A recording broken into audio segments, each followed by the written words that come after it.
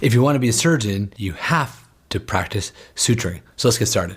Today we're going to do the most simple and basic kind of stitch, the simple interrupted stitch.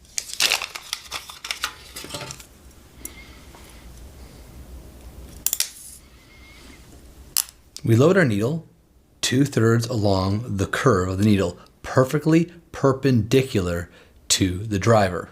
We're going to enter our tissues perpendicular to the skin and rotate.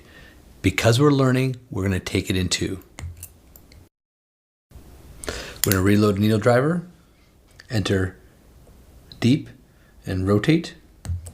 And finally, we're going to do our instrument try. 2 overhand throws, then we cross our hands, then an underhand throw, and an overhand throw.